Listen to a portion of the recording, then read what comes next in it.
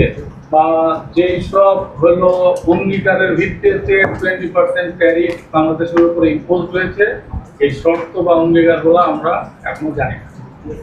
যারা টিম গিয়েছেন ওরা আসলে ওনাদের সাথে আমরা এখানে আলোচনা করবো, এখানে ভ্যালু এডিশনের বিষয়টা আছে কিনা জানতে হবে এবং সর্বোচ্চ কত ভ্যালু আমরা করতে পারবো সেটা আমি ইতিমধ্যে জানিয়েছি, সুতরাং এটা এখন আমাদের জানা নাই। দ্বিতীয় হচ্ছে, অতীতেও চেষ্টা করা হয়েছিল যে ইউএস কটন ইউজ করলে, ওই ইউএস কটন দিয়ে গার্মেন্টস প্রডিউস করলে সেটা যেন ডিউটি ফ্রি হয়, কিন্তু এটা কখনোই হয়নি। কিন্তু একটু আগে আমি যেটা পড়লাম যে মিস্টার ট্রাম্পের যে এক্সিকিউটিভ অর্ডার, সেখানে স্পষ্ট করে লেখা আছে যে ইউএস কন্টেন্ট। আমরা যেটা পোশাক করি আমরা এই জন্য খালি কটন বা ফাইবার নিয়ে চিন্তা করছি, এটা অন্য যে কোনো প্রোডাক্ট হতে পারে। যে কোনো জিনিস আপনি ইউএসএ তে এক্সপোর্ট করবেন, ওইটার কন্টেন্ট যদি 20% অ্যাটলিস্ট হয়, তাহলে ওই 20%-এর জন্য আপনি ট্যারিফ ফ্রি পাবেন।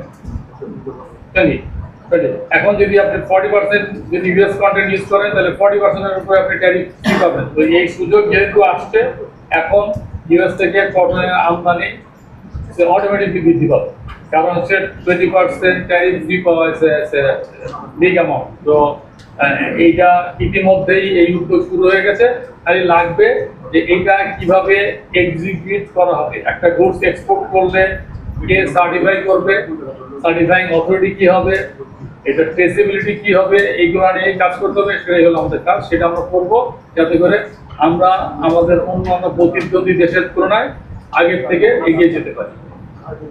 আর একটা ভালো খবর বলতে পারি যে আমাদের যে মূল প্রতিদ্বন্দ্বী দেশ, তারা খুব বেশি ইউএস কটন ইম্পোর্ট করে না, তারা নিজেরাই কটন প্রডিউস করে। সুতরাং আমাদের স্কোপ বেশি, আরটা স্কোপ বেশি আছে ভিয়েতনামের। যে কমাতে করতে পারে বায়ার টু বায়ার ভ্যারি করবে। আমি আমার বক্তব্যে আগে আপনাদেরকে বলেছি, এখানে যে অতিরিক্ত 20% শুল্ক লাগবে, তাতে করে একজন ক্রেতার তার যে ফাইন্যান্সিয়াল পোর্টফোলিও তাতে অর্থের টান পড়বে। একই পরিমাণ গুডস কিনতে হলে তাকে 20% অতিরিক্ত টাকা জোগাড় করতে হবে। কোনো বায়ার যদি তার সেই সক্ষমতা থাকে তাহলে উনি কিনবেন, আর হলো যার সক্ষমতা না উনি ব্যাংক বরোয়িং করবেন, যার ব্যাংক বরোয়িং এরও অ্যাবিলিটি নাই তিনি সংখ্যা কমিয়ে দেবেন। সেটাই হলো আমাদের আশঙ্কার বিষয়, যে যদি কমিয়ে দেন তাহলে আমাদের এখানে অর্ডার কমবে। তো এর চেয়ে ইম্পর্টেন্ট বিষয় হচ্ছে এই যে বাড়তি যে শুল্ক সেটা চূড়ান্তভাবে ভোক্তার কাঁধে যেয়ে পড়বে। ভোক্তারা যদি কেনা কমিয়ে দেন সেক্ষেত্রে আমাদের অর্ডার কমবে, সেক্ষেত্রে আমরা কনসার্ন।